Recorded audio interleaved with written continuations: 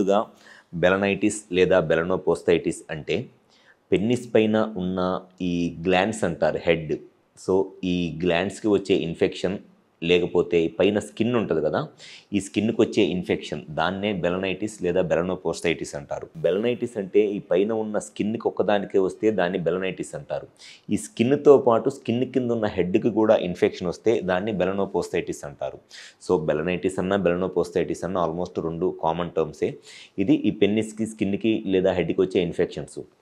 అయితే ఈ బెలనైటిస్ లేదా బెలనోపోస్టైటిస్ లాంటి ఇన్ఫెక్షన్స్ రావటానికి ఒక మెయిన్ రీజన్ వచ్చేసి అన్‌ప్రొటెక్టెడ్ ఇంటర్‌కోర్స్. సెక్షువల్‌గా ఎక్కువ మందితో ప్రొటెక్షన్ ఏమీ లేకుండా ఎవరైతే కలుస్తారో అటువంటి వాళ్ళలో ఈ ఇన్ఫెక్షన్స్ రావటానికి చాలా ఎక్కువ అవకాశం ఉంటది.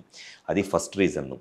సెకండ్ రీజన్ వచ్చేసి డయాబెటిస్. అంటే షుగర్ గనక ఉండి, ఆ షుగర్ గనక కంట్రోల్‌లో లేకపోతే అటువంటి వాళ్ళలో చాలా కామన్‌గా ఈ బెలనైటిస్ ఇన్ఫెక్షన్ అనేది వస్తది. అది సెకండ్ రీజన్. థర్డ్ రీజన్ వచ్చేసి కొంతమందికి ఇమ్యూనిటీ ఉండదు. అంటే వాళ్ళ యొక్క ఇమ్యూనిటీ లెవెల్స్ బాగా తక్కువగా ఉంటాయి. చిన్న చిన్న ఇన్ఫెక్షన్స్‌కే అది విపరీతమైన ఇన్ఫెక్షన్స్ వచ్చేస్తాయి. ఇమ్యూనో కాంప్రమైజ్డ్ పేషెంట్స్ అంటారు. అటువంటి వాళ్ళలో కూడా ఈ ఇన్ఫెక్షన్స్ రావటానికి అవకాశం ఉంటది.